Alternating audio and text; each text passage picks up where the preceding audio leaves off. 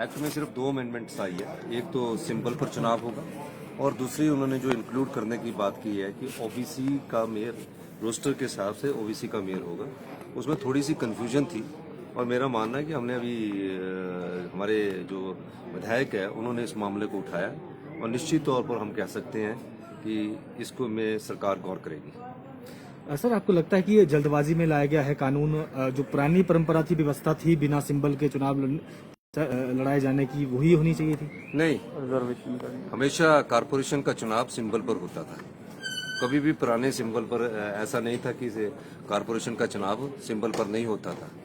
ये पिछली बार जब हमारी सरकार थी, धर्मशाला में म्यूनिसिपल कारपोरेशन बनी, शिमला में म्यूनिसिपल कारपोरेशन पर जो भी चुनाव हुआ 85 के बाद, जो भी चुनाव हुआ 85 के बाद, क्योंकि मैं 2 बार काउंसलर था, हाथ के निशान पर वोट होता था। पिछली बार उसमें अमेंडमेंट कर दी, इस बार इन्होंने अमेंडमेंट इंक्लूड कर दी।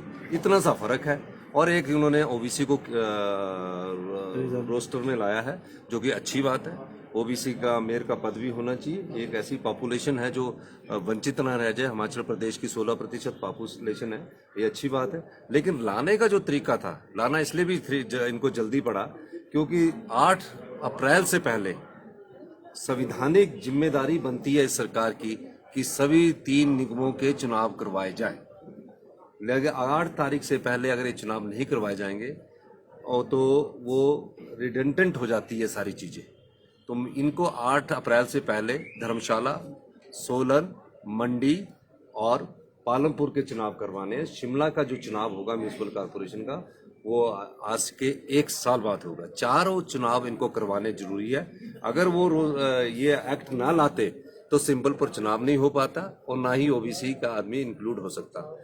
एक बात की इसमें कमी रह गई है कि कभी भी जब सरकार इस प्रकार के एक्ट को लाती है तो जो विधानसभा में जो कानून के जानकार है उन विधायकों को बुलाकर इस पर चर्चा कर ली जाए, तो इसमें कोई दो राय नहीं है। सर, जिस तरह से इसमें प्रावधान किया गया है कि चुनाव के बाद जो मेयर और डिप्टी मेयर के पद हैं उनके लिए रिजर्वेशन जो होगी वो बाद में तय होगी। नहीं, वो रोस्टर में आ जाएगा और रूल्स में इनका प्रोविजन किया होगा, लेकिन उसमें उनको एक्ट में ही लाना चाहिए था।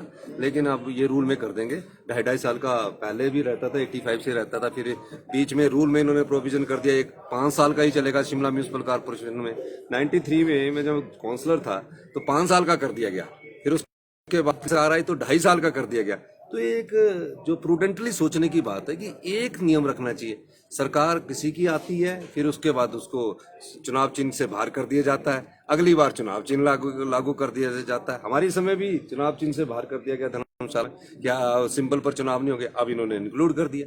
तो ये चिला कानून में चला रहता है। बाकी सर, कांग्रेस की कितनी तैयारियां हैं इस बार नगर निगम चुनावों को लेकर? आपको भी जिम्मेदारी दी गई है। देखिए, कांग्रेस पार्टी चुनाव चिन्ह पर चुनाव लड़ रही है, व्यक्ति विशेष पर चुनाव नहीं लड़ रही है। और निश्चित तौर पर हम धर्मशाला में और पालमपुर में और मंडी में और सोलन में हम अच्छी ताकत से चुनाव लड़ेंगे।